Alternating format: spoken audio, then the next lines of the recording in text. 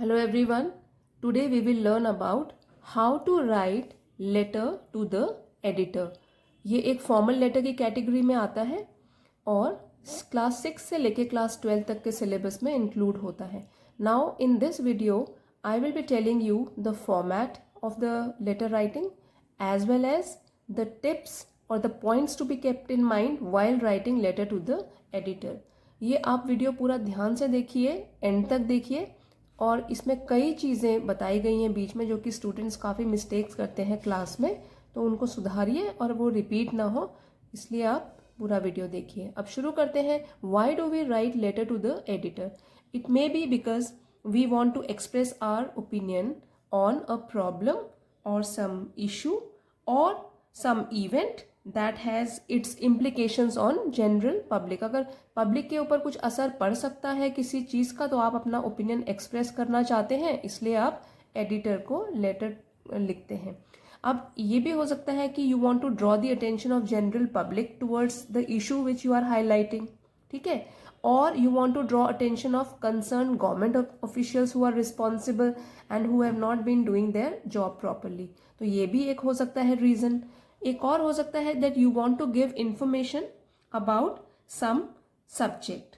तो ये भी एक हो सकता है reason that you write letter to the editor. अब एक चीज़ ध्यान रखने की बात ये है, क्वेश्चन में आता है write a letter to the editor of a national daily और अ लोकल डेली. तो ये भी आपको ध्यान देना है, इसमें मिस्टेक नहीं करनी है. अगर ये आया है नेशनल डेली, तो आप इंक्लूड करेंगे नेशनल न्यूज़पेपर्स को जो पूरे कंट्री में सर्कुलेट होते हैं, जैसे the times of India, the Hindustan times, the Indian express, the Hindu etcetera. अगर क्वेश्चन में आया है लोकल डेली, तो उसमें आप कोई लोकल इंग्लिश न्यूज़पेपर का नाम लिख सकते हैं. उसमें आप फिर टाइम्स ऑफ इंडिया मत लिखिए, उसमें लिख सकते हैं the Chandigarh times, Ludhiana times. इस तरीके से कोई भी जिस सिटी में क्वेश्चन पूछा गया है, क्वेश्चन में अगर इंक्लूडेड है सिटी, आपका एड्रेस इंक्लूडेड है, तो वो वाली सिटी का टाइम्स एक ऐड करके न्यूज़पेपर का नाम बना दीजिए और वो आप लिख सकते हैं. तो एक तो ये पॉइंट है. अभी डिस्कस करते हैं कि format of the letter to the editor. अब आप सबसे पहले एक एग्जाम्पल लेते हैं that write a letter to the editor of a local newspaper. ध्यान रखिए, local newspaper expressing your concern at the sudden increase in the number of incidents of chain snatching and day light robberies in your locality. अब जैसे इस type का question आता है कि chain snatching और डे लाइट रॉबरीज आपके locality में बढ़ गई हैं, इसलिए आपको एक लेटर टू द एडिटर लिखना है, और वो भी लोकल न्यूज़पेपर का. तो क्या क्या पॉइंट्स होते हैं, ये तो सेम है जो यहाँ पे दिए गए हैं. These 8 points are there.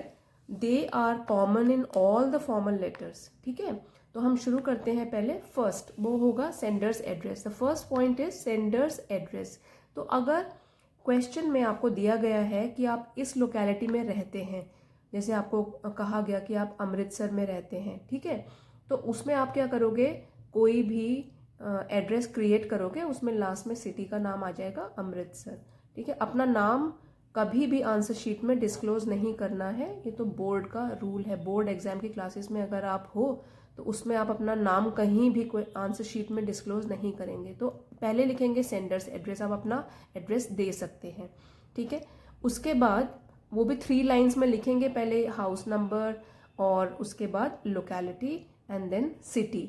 लेकिन अगर आप एग्ज़ाम हॉल में बैठे हैं, बोर्ड एग्ज़ाम दे रहे हैं, तो आप उसमें सेल्फ एड्रेस लिख सकते हैं, क्योंकि आप सेंडर है ना, आप लिख रहे हो एडिटर के लिए ये लेटर, तो आप अपना एड्रेस ऐसे लिखोगे, examination hall XYZ city Amritsar. इस तरीके से आप लिख सकते हो. फिर एक लाइन का गैप देंगे. एक लाइन क्यों छोड़ते हैं बीच में, ताकि हमारी आंसर शीट बहुत ही नीट लगे. जो भी हम letter writing, even if we are writing on a plain sheet of paper, so it gives a good presentation, it gives it a good look. That is why in between we have to leave some space. तो ये जो मैंने जहाँ भी ये arrow लगाया हुआ है, उसका मतलब है कि leave one line gap. ठीक है, क्योंकि आपको रूल शीट्स मिलती है बोर्ड एग्जाम्स में भी और इवन स्कूल के एग्जाम्स में, तो आप एक लाइन छोड़ेंगे. फिर आप लिखेंगे डेट. अब डेट जो है वो कभी भी आप इनफॉर्मल तरीके से नहीं लिखोगे. डेट कैसे लिखते हैं, फुल मंथ का नेम होगा, जैसे कि सपोज आज है 3 नवंबर 2022, तो आप पूरा डेट लिखेंगे, ऐसे नहीं लिखेंगे कि 3/11/22, वो तो इनफॉर्मल लेटर्स में होती है। फॉर्मल लेटर्स में आप डेट कैसे लिखेंगे, 3, उसके बाद नवंबर की फुल स्पेलिंग आएगी और फिर ईयर आएगा 2022। Again leave a line, then write down receiver's address. Now who is the receiver, कौन रिसीव करेगा आपके लेटर को, एडिटर ऑफ द न्यूज़पेपर, क्योंकि उसी को तो आप लिख रहे हो ना। तो रिसीवर्स एड्रेस जब आप मेंशन करोगे तो सबसे पहले वो भी 3 लाइन में आएगा। सबसे फर्स्ट लाइन में आप लिखोगे द एडिटर, फिर न्यूज़पेपर का नाम सेकंड लाइन में। तो अभी जैसे मैंने अमृतसर बताया था तो आप अमृतसर डेली लिख सकते हो, द अमृतसर डेली, ठीक है। और थर्ड लाइन में आ जाएगा उसका कि कौन सा स्टेट है वो, ठीक है। तो फिर आप पंजाब लिख सकते हो वहाँ पे। तो ये हो गया 3 पॉइंट्स हमने डिस्कस कर लिए, sender's address, leaving a line, then writing date, then again leaving a line and writing receiver's address. तो ये एड्रेस का काम तो हो गया पूरा। अब नेक्स्ट आता है again leave a line and write down salutation. Now what is a salutation, salutation का मतलब होता है किसी को एड्रेस करना। अब आप सीधे ही तो नहीं लिख सकते ना, आप उनको कोई पहले रिस्पेक्टफुल वे में एड्रेस तो करोगे। तो जैसे आप ऐसे लिख सकते हो डियर सर या तो डियर मैम, मैडम, तो फुल फॉर्म में लिखोगे आप ऐसे डियर सर या डियर मैडम, इनमें से एक लिख लेना। तो सैल्यूटेशन हो गया ये। फिर उसके बाद तो लाइन नहीं छोड़ोगे, उसके बाद आप लिखोगे सब्जेक्ट। सब्जेक्ट का बहुत ही इम्पॉर्टेंट है। जो भी आप लेटर लिख रहे हो तो जब कोई लेटर खोल के पढ़ता है तो वो पहले सब्जेक्ट की तरफ ही ध्यान देता है कि ये किस टॉपिक पे आया है लेटर। तो सब्जेक्ट इज़ वेरी इंपॉर्टेंट। सो जैसे कि अभी हम चेन स्नैचिंग इंसिडेंट हमने क्वेश्चन में पढ़ा था, तो उसमें हम ऐसे बोल सकते हैं दैट सब्जेक्ट में हम लिख सकते हैं alarming increase in the number of incidents of chain snatching and daylight robberies, और उसके बाद हम इसको अंडरलाइन कर लेंगे। अभी एक चीज़ का बच्चे ध्यान रख सकते हैं कि जो भी सब्जेक्ट होता है ना उसका कंटेंट तो आपको क्वेश्चन से ही मिल जाएगा, क्या पूछा गया है वही आप उसको अपने वर्ड्स में फॉर्म करके और यहाँ पे लिख सकते हो। उसके बाद आप इसको अंडरलाइन कर दोगे, ठीक है। अब सब्जेक्ट लिखने के बाद मेन पार्ट आता है कि बॉडी ऑफ द लेटर कहते हैं उसे। अगेन सब्जेक्ट के बाद आप लाइन छोड़ेंगे और बॉडी ऑफ द लेटर शुरू होगा वहां से, which is generally divided into 3 paragraphs. अब जो ये question itself is for 6 to 8 marks, है ना। मार्क्स ज़्यादा होते हैं तो इसलिए आपको थोड़ा सा वर्ड लिमिट भी ज़्यादा लिखनी पड़ेगी, 120 वर्ड्स जनरली होता है। तो बॉडी ऑफ द लेटर्स कैसे डिवाइड करोगे, first paragraph, second paragraph and third paragraph. 3 paragraphs तो आपको बनाने ही हैं अगर आपको अच्छे मार्क्स स्कोर करने हैं, ठीक है। तो फर्स्ट पैराग्राफ में हम जनरली क्या करते हैं, ब्रीफ इंट्रोडक्शन देते हैं अपना, that I am a resident of this locality in this city, ठीक है। उसके बाद हम अपना पर्पस ऑफ राइटिंग लिखेंगे। अब आपका पर्पस क्या है इधर, आप ये बताना चाहते हैं ना कि मेरी लोकेलिटी में काफ़ी चेन स्नैचिंग इंसिडेंट्स हो रहे हैं, डे लाइट रॉबरी इंसिडेंट्स हो रहे हैं, तो वो तो हम सारी की सारी इंफॉर्मेशन दे देंगे फर्स्ट पैराग्राफ में, जो कि है ब्रीफली। ज़्यादा उसको लंबा मत बनाइए क्योंकि सबसे बड़ा इन तीनों में से सेकंड पैराग्राफ होता है जिसमें आप पूरे डिटेल्स देते हो अपने टॉपिक के, ठीक है। तो जब आप फर्स्ट पैराग्राफ फिनिश करेंगे you will leave a line, then you start with the second paragraph. Second paragraph इसमें आप फुल डिटेल्स दीजिए अपने टॉपिक की। अब आप उसमें कम से कम 2-3 एग्जाम्पल्स तो दीजिए कि आपको इतनी परेशानी हो रही है, so that you had to take this point and you had to address your opinion this purpose to the editor of the newspaper. तो इसलिए आपको डिटेल्स देनी पड़ेंगी कि जनरल पब्लिक को क्या परेशानी हो रही है डे लाइट रॉबरी से और चेन स्नैचिंग से। तो इसमें आप डिटेल्स दीजिए, कम से कम 3 एग्जाम्पल्स दीजिए और मिनिमम 2 तो दीजिए, ठीक है। तो इसमें आपका डिटेल्स आ जाएगा टॉपिक का। अब सेकेंड पैराग्राफ फिनिश होगा, again you will leave a line and then start with the third paragraph. Third paragraph में इंपॉर्टेंट चीज़ क्या है कि यहाँ पे सिर्फ आपको कंक्लूजन देना है जिसमें आप 2 अपनी तरफ से सजेशंस भी दे सकते हैं, minimum 2 maximum 3 suggestions you can give, okay. जैसे कि आप अपनी तरफ से सजेशन दीजिए, तो आप क्या कराना चाहते हैं, मतलब what do you want to be done by the government officials, so that you have to mention in the third paragraph, ठीक है। तो इस तरीके से आप अच्छी तरीके से फ्रेम करके first, second and third distinct paragraph में you can put forward your point of view. तो ये तो हो गया बॉडी ऑफ द लेटर, ठीक है। और एक चीज़ आप ध्यान रखिए, आपका पूरा का पूरा लेटर राइटिंग लेफ्ट अलाइनमेंट में होगा। ये जिग जैग फॉर्म में मत लिखिए पेज में। Keep it, you have to draw a margin first of all and then you have to maintain your left alignment, ठीक है।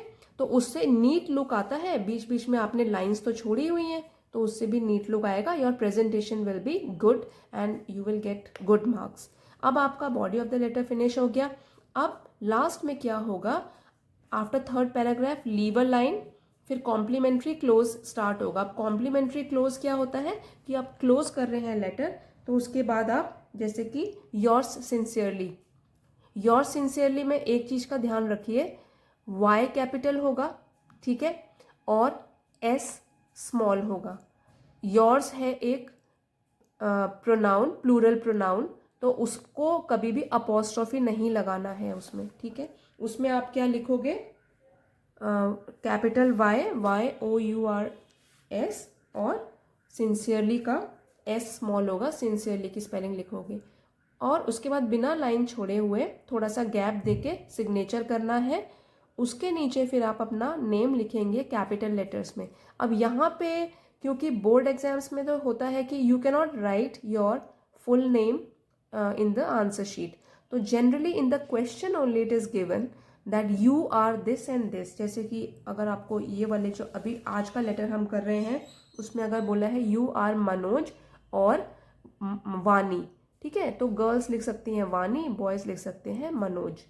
इसके अलावा आप अपना खुद से इन्वेंट नहीं करोगे नाम। क्वेश्चन में जरूर दिया गया होगा that you are this and this, so you have to sign it off as the name which is given in the question. तो वो आप लिख दोगे यहाँ पे नेम में, उसमें कैपिटल लेटर्स में लिखोगे, ठीक है। और उसके नीचे ब्रैकेट में अगर कोई आप डेजिग्नेशन, कोई पोजीशन होल्ड करते हैं तो वो भी यहाँ आ जाएगा। जैसे कि if you are the head of RWA, resident welfare association, तो वो भी आप यहाँ डेजिग्नेशन में लिख सकते हो, दैट हेड और the chairman of RWA। Only if it is applicable then you have to write it. In case it is not given only then no need to write, it is not compulsory, but आपका signature और name तो compulsory है, ठीक है। हमेशा signature name के ऊपर आता है। कई बार बच्चे क्या करते हैं, नेम तो लिख लेंगे उसके नीचे साइन करते हैं, जो कि गलत है, ठीक है। सो 2-3 चीजें जो आपको ध्यान में रखनी है वो बताती हूँ। तो आपको क्या चीज ध्यान में रखनी है कि जब आप लिखते हो डेट तो वो इस तरीके से लिखी जाएगी, ठीक है।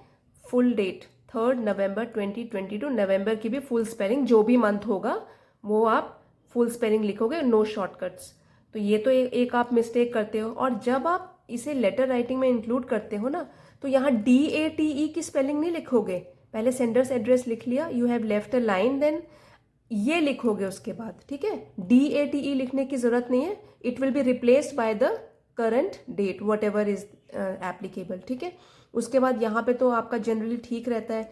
यहाँ पे आप बॉडी ऑफ द लेटर में शॉर्टकट मारते हो, you have to pay attention and write it into 3 paragraphs. और एक और चीज जो मिस्टेक होती है वो है कॉम्प्लीमेंट्री क्लोज लिखते टाइम, जो कि स्पेलिंग होगी योर्स सिंसियरली। ये प्लूरल जो होता है ना प्रोनाउन, इसमें आपका अपॉस्ट्रोफी नहीं आएगा, ठीक है। योर्स और सिंसियरली का एस स्मॉल होगा, तो ये आप ध्यान में रखिए। ये आपको टिप्स दी गई हैं, अगर आप उन सब चीज़ों का ध्यान रखते हैं, I am sure you will not be repeating the mistakes which you have been making all along. I hope this video was helpful to you. अगर आपको पसंद आया please like and share it with your friends and please subscribe to my channel. Thanks a lot for watching.